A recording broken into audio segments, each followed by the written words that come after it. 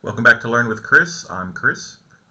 So in my last video about idioms, I mentioned that I would make a review of Joker Folie ou Deux, Joker 2, if I thought it was a good movie.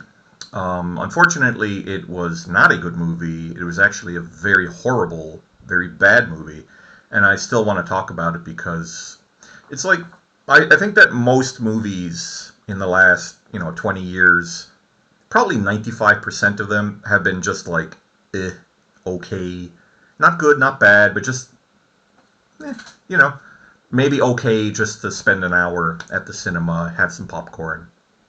But there's a few movies that are awesome, that are excellent, that you remember and they mean something to you, and they really get you thinking, and they're just excellent, right? And Joker, the first one, was one of those movies. Dune 2 was another one of those movies, or Dune Part 2, I should say. Um, but then also on the other end, there might be a 1% or 2% of the movies that are actually so bad they make you angry. So bad that they create completely the opposite feeling of, you know, adoration or even love for a movie. And this movie, Joker Part 2, I just came out of the cinema, I just got home, was that horrible. Was that bad. I actually hated the movie. And the movie actually makes me angry. And I can't think I've ever said that before. I don't believe in my life I've ever said that a movie made me angry. So this is really weird. So why? What's going on there, right? So I am going to spoil the movie. So if you want to go watch it, and I don't recommend it, but if you do want to go watch it, you should go watch it. Stop this video and go watch the movie, right? Because I am going to spoil it. So spoiler warning has been given. So about half of the movie is mostly Arthur Fleck in Arkham Asylum, and that's where he meets Lady Gaga's character, Harley Quinn, and their kind of relationship kind of develops there. But we don't really learn very much more. There's not much character development for. I guess there's character development for them as a couple, but that all falls right apart at the end of it anyway, so it doesn't even matter. But development of Arthur Fleck as a person, more insights into who he is, there's very, very little of that. The movie takes a lot from the previous movie and really it needs that movie, like flashbacks, characters from the old movie. It uses so much from the original movie, right? And there's so much music in this. There's so much singing in this. Really, really needless. Really needless. I think there's more than 20 times when either Arthur Fleck or Harley Quinn break out into song, or she does by herself, or he does by himself. Most of it, like maybe 20 out of 20 whatever times, it doesn't do anything. It doesn't contribute to the plot. It doesn't move things along. It doesn't give us really much information. Maybe one or two songs actually kind of advances the plot a little bit, and you can forgive that. You can say, okay, fine. They were singing for 3 minutes, but it actually meant something. Most of it wasn't. It was just weird when they just broke out in song when they should have been talking. Something like that, right? So the whole musical part of it was grating. Now, I don't even know Lady Gaga. I'm completely not interested in pop music. I have no idea who she is. So her singing and acting persona, her life, who she is, that didn't affect my viewing of this movie whatsoever, because I don't even know who she is. If I saw Lady Gaga on the street, I would not know who she was. I would just look past her. I wouldn't even know. That's how much I don't care about pop music. My brain is not in that area at all. And I'm not joking. I have no idea about any pop singer. Maybe I know a name or two, but I wouldn't know any of the songs. I wouldn't know what they look like because I completely don't care. I hate pop music. I don't care about it whatsoever. So her in the movie had nothing to do with my opinion of her. I thought she actually was a good actress in the movie, and the songs she sung, they were fine. She sings well, but it just didn't match with what I wanted the movie to be or what I thought the movie would be. It was way too much singing. So the second half of the movie was mostly a court trial where Arthur Fleck was on court on trial in court for the three murders of those guys, those Wall Street guys in the subway, the Randall, the big clown guy, and who was the other one he killed? Oh, right, of course, Robert De Niro's character in what was his name? I can't remember his name. The guy shot in the head on live TV. Murray, don't remember. Murray something. So those 5 murders, they didn't actually get him on the murder of his mother, so he wasn't charged with that. They didn't know. In that court case, they bring back a lot of the people from the first movie, like for example the little person, Puddles was his last name. I can't remember his first name. The one that was there when Arthur jabbed the scissors in the eyes of Randall. Jimmy? I don't remember his name. But he took the witness stand and talked about what Arthur did. The social worker that Arthur was talking to in the first movie, she was back again. And even the neighbor who Arthur had that imaginary relationship with, she was back as well, which answers one question: he didn't kill her. Because in the first movie, right, when she told him to leave and he said, I'm having a bad day, he walks out, really. Oh, the music, too. The music it's so weird. In the first movie, the music puts it over the top, right? It takes a good movie and it turns it into an awesome movie. The first Joker movie was exceptional because the music was perfect. It hit you at exactly the right time and it matched with the emotions perfectly. For example, when he walked out into the hallway after she told him to leave and he slammed the door and he's walking down the hallway, we didn't know if he killed her or not, but he didn't, because she's back in this movie, right? She's back in the second movie. And what's funny or weird is that this music is a musical and there's music all over the place, but it does not have any of that perfect sound, perfect music at the perfect moment to really kind of expand upon your emotions like the first one did. There was none of that. So the music was not at all impactful.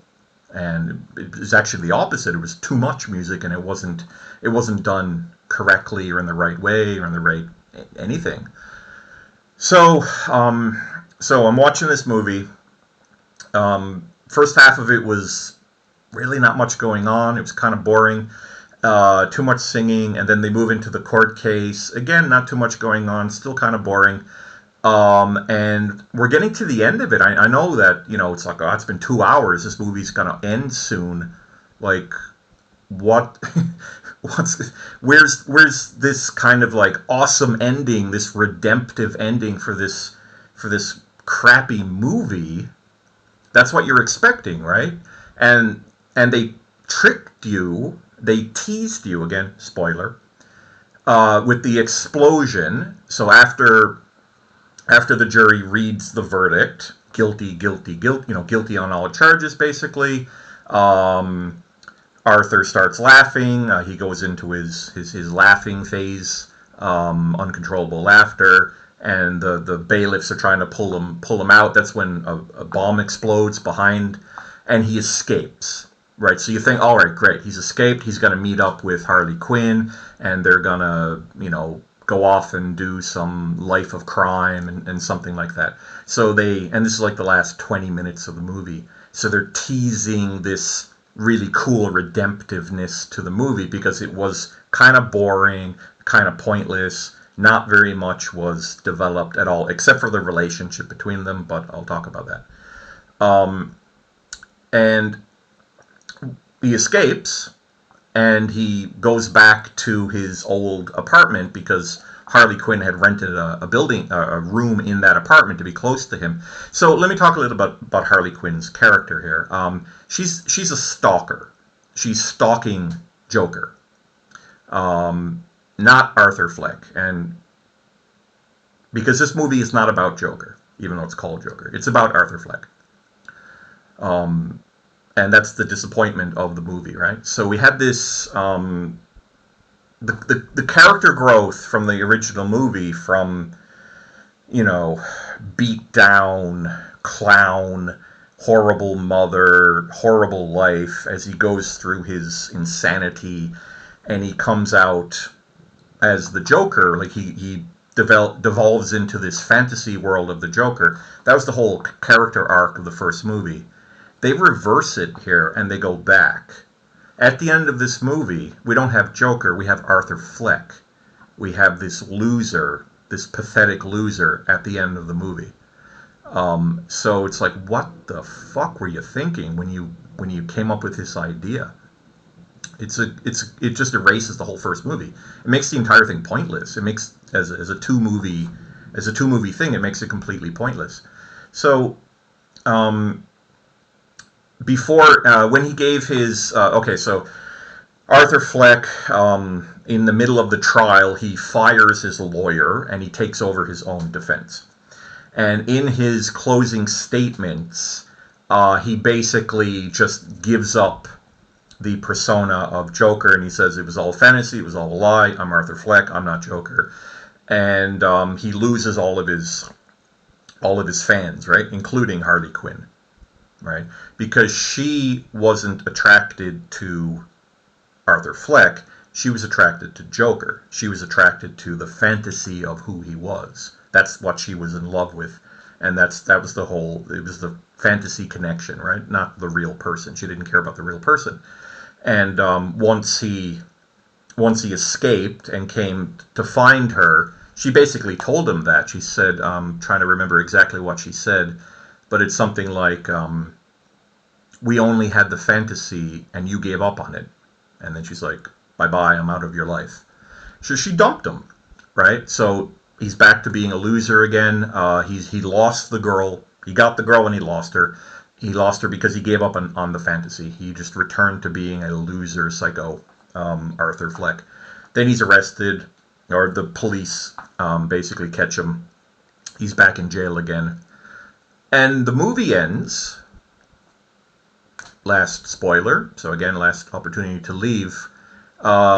He's just sitting in the common area in jail, in prison, and one of the guards tells him that he's got a visitor, and you're like, oh, okay, maybe it's Harley Quinn, maybe she's gonna, but we never find out, because as he's walking, the prison guard goes on ahead, and Arthur Fleck is following, and then one of the inmates, the guy that they teased a couple of times in the movie, he didn't say anything, but you could just see the look on his face, so you knew he was going to do something, right? He was going to do something. He came over and he said, Arthur, can I tell you a joke? And he tells him a joke, and it's basically the you deserve what you get what you deserve, same joke from the first movie, and he shanks him like 10 times with a knife in his stomach. Arthur falls on the ground, bleeding, and that's when the movie ended, with his eyes open and not moving, as if he was dead. So he gets shanked in prison, dying, after losing the fantasy, losing his persona as the Joker, losing his girl, losing all respect that he had gained as the Joker, and then he just dies on the ground. And that's the end of the movie. Wow. So, I didn't like the movie for the first 2 hours, but there was a possibility that they could redeem it at the end, right? They're doing something awesome that was unexpected. Instead, they completely shit the bed, and they killed him. They reduced him to just being a loser, a nobody again. So, complete reversal of the character arc, and then killed him. And that's the end of the movie. So when I left the movie, I was, okay, I don't really like this. I don't like the singing. I don't like, there's not much going on here. And at the end of the movie, the last 20 minutes, I hated it. And it made me angry. And yeah, so there you go. This movie fucking sucked. This was horrible. Don't watch it. Save your money. So, welcome to my first review of a movie ever, Joker, Folie et Deux. Take care. Bye-bye.